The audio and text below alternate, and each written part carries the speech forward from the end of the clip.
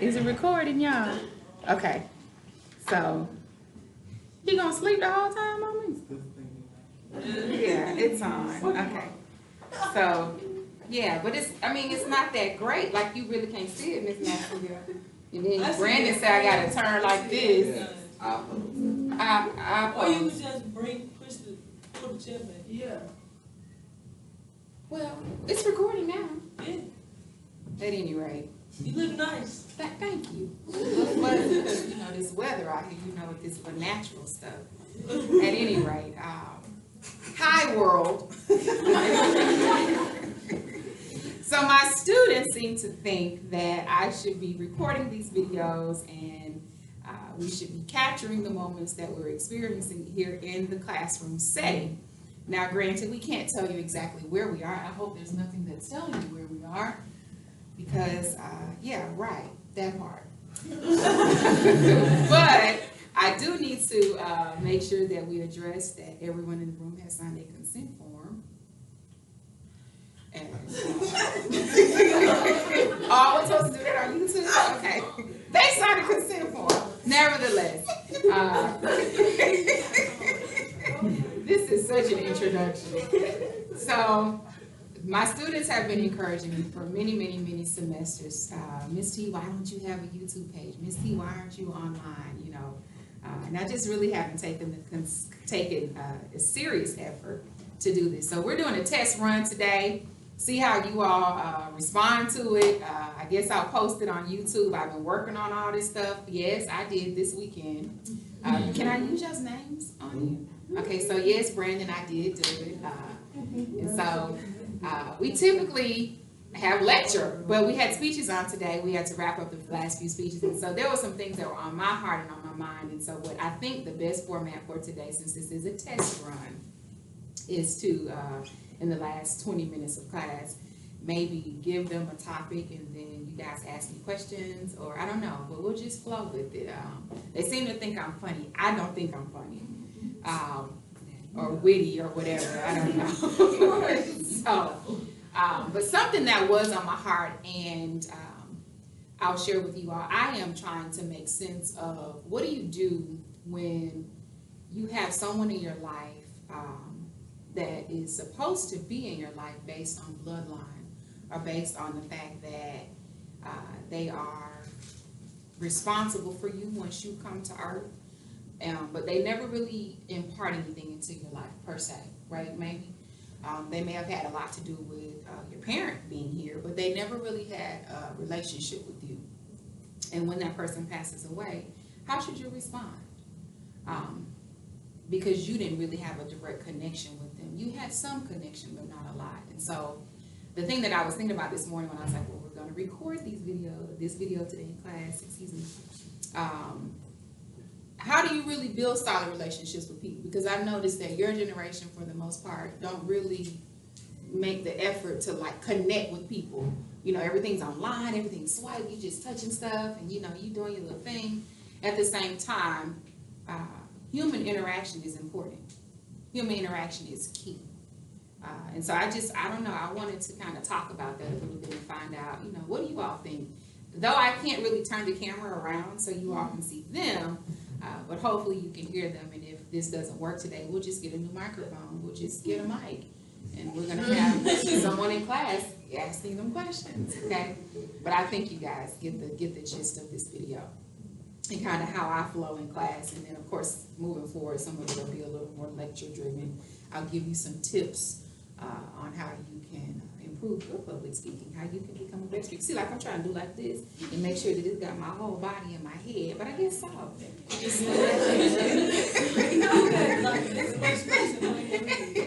You say how much? So there's enough? Yeah. Okay, perfect. Yay. All right. See, I think I would just have to have them record. You all record me, and I'll just not know that. Yeah, you can't see. You can't see yourself. You keep looking at it. I thought I was supposed to look at the people in the camera, though. You supposed to look at us. Oh, the audience. They just listening. Yeah. Word. That's okay. Love Miss T. Okay, I got it now. So, what do you all think? I mean, honestly, do you all feel like there should be a greater connection between you all? I mean, just the whole idea of human communication and the way that you all have relationships or you build relationships with one another. Is that important? Is it necessary? I mean, it depends, because people build relationships with people they want to, like, they build relationships with who they want to. So a person should want, there should be a want in relationship. Well, not a want, it's mutual. Yeah. Mutual, Yeah. okay, so it should be mutual. So what happens to the child? I saw you raise your hand, Adriana, but what happens to the child or, and the child, and we're not talking about a certain age now, but what happens to the child that has a displaced parent and they want a relationship with with their parent, but the parent doesn't want one back? How do you respond to that? You just don't, well. Because that's a hard pill to swallow, because there's nothing mutual. I mean, if I'm gonna you as a person, then, I mean, I'm not gonna put in effort trying to get to know you. You know, if you put in effort to get to know me, I'm not gonna be putting effort to get to know you. It's more of a natural thing. So it's more natural, you I can't think force it's it. really, I think it's really based upon presence. Go off when we see, as kids, we connect with people that's there, even if it's not family. So if that person not there no more, you kind of forget and you really don't care about the relationship because it's not present. So like visual is really what aids the human to want a relationship. So being present, and like I said to you all in class, when I ask you all, I want you to be present, both present and present. You gotta be physically, emotionally, psychologically, physiologically, spiritually present to connect with someone. Interesting.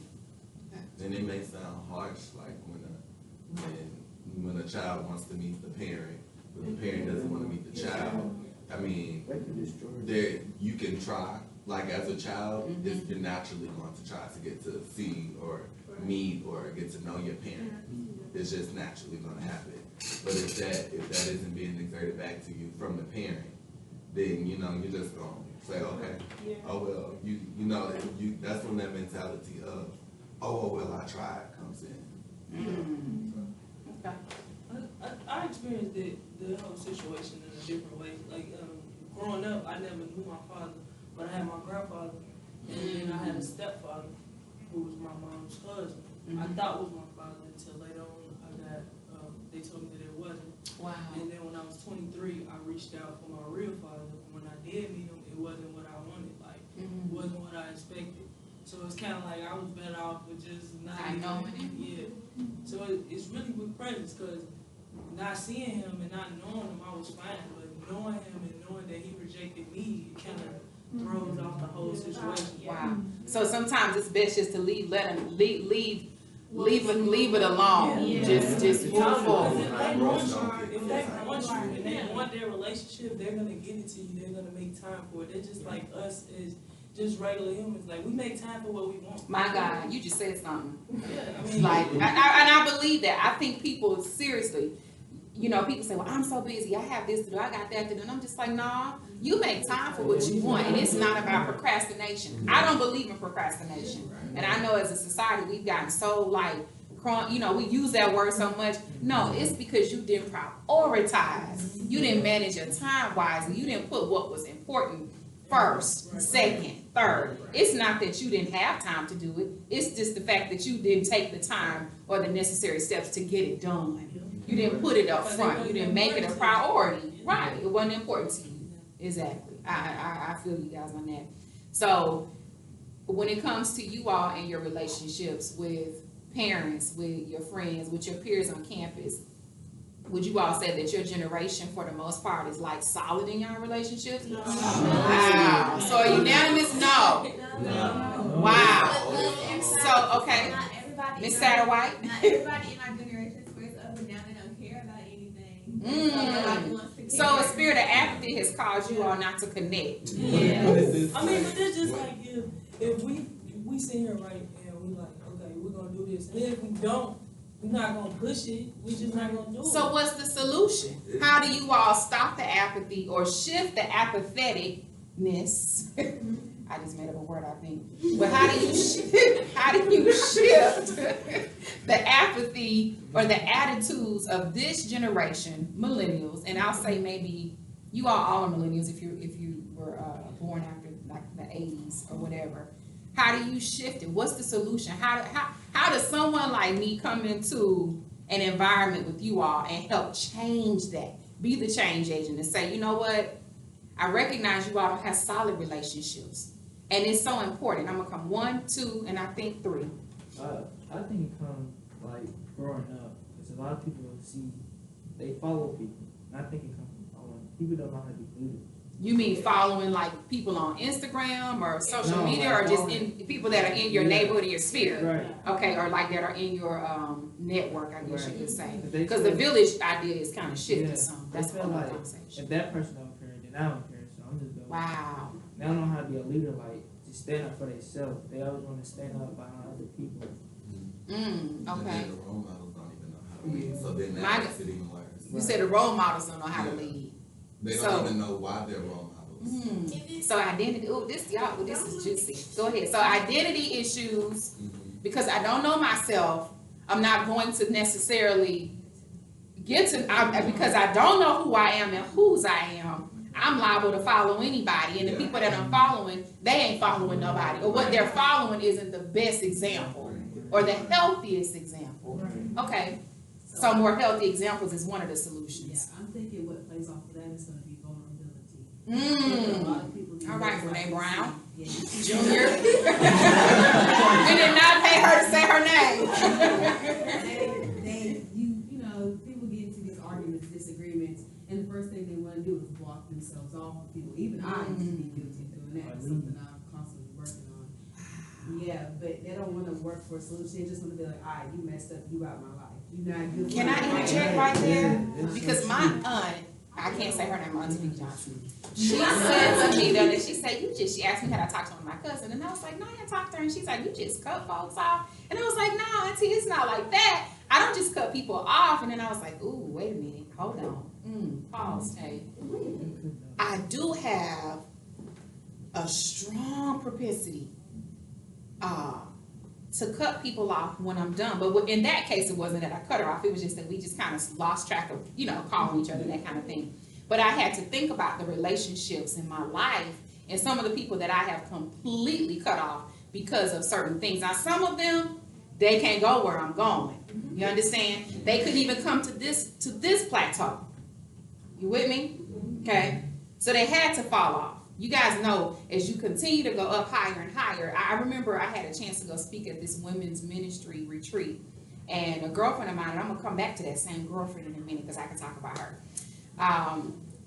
She and I were going up this mountain, right? And I kept saying, dang, why they can't, why out here, this is, I mean, when you look over, it's like, I said, we will die if I make the wrong move. But when we were driving, before we even got, let me back up a little bit. Before we even got to the top of that mountain, I can remember the temperature being kind of warm, right? And the weather was nice. It was really, really, it was really comfortable. We could have rolled the windows down, right? But as we elevated, the temperature shift, the climate changed. It got colder, significantly colder, right? So that means what we had on had to change, right? Your clothing had to shift, right? The company you keep sometimes has to change. Everybody may not be able to adapt, right? So certain people, they gotta go. They can't, because they may not be able to breathe in that climate. They may not be able to even have access, because they can't gain access, right? So the higher you go, the more you're elevated, and you're only elevated because you're humble and you respect the elevation, right? Because people go to the top all the time, but if their character not in place, it'll fall right back down, okay? So this girlfriend and I get up to the top, and we're like, dang. And all I could think about was a metaphor with life. Like, okay, this is just like when God is shifting you or taking you to a different dimension in your life. First and foremost, we got to change how we operate to even get to the top. We can't wear these tank tops, and I couldn't have my flip-flops on once we got up to the top because I would freeze. I wouldn't be able to survive, right? But that same girlfriend, and I'm backing up a little bit trying to make the connection here. she and I had a difference in opinion about something that she said that God had told her to tell me, right? And so I completely like snip. She said, but you know what? When I told you, I knew that it was going to be a challenge day. And I knew that you were going to take it a certain way. And I said, and I did. And I said, well, you don't want to be my friend? I ain't going to beg you to be my friend now. Right? I'm too grown for that. I'm too old for that too. Like, if you ain't got friends by now, something wrong. Right? And so over the past couple of months, she and I have reconnected, and she said, you know, I was going to reach out to you one more time, because the first couple times she reached out to me, I was like, I ain't got time, girl, bye. No, you don't want to be my friend or whatever, anyway. And then I'm like, girl, when folks tell me what God said, I'm like, God ain't told you all that. You know, and that's just me naturally like, yeah, for real. But God really did tell her, you know, on the slick, I was just like, anyway. So our conversation has shifted to, that's just the kids outside, students, excuse me, not kids, outside, students, changing in classes, because it's almost time for us to leave out here. But one of the things that I recognized when it came to like cutting off people, like I completely cut her off, like I'm good on you, I will cut, snip, you don't even, I won't tell you why, I'll let you figure it out. You know, and my thing is, most of the time when you cut off a person, or at least when I cut them off, you gave me the scissors to cut. You gave me the tools to cut you off, right? So in that vulnerability, she and I have come back into this conversation about what's really the heartbeat of this issue, right? And so our relationship has changed, right? We've come back into a relationship. Now, of course, we don't get to talk too much because she moved to a different state. But one of the things that I will say is that through even through that conversation with her and me being vulnerable and her being vulnerable too, it has helped us reconnect and be clear about what friendship really is, what sisterhood really is. And we do have to make a concerted effort. So all of that to say, I don't know how many more minutes we have left, probably none. We got 4? Got 3? Okay, cool. You were gonna say something now.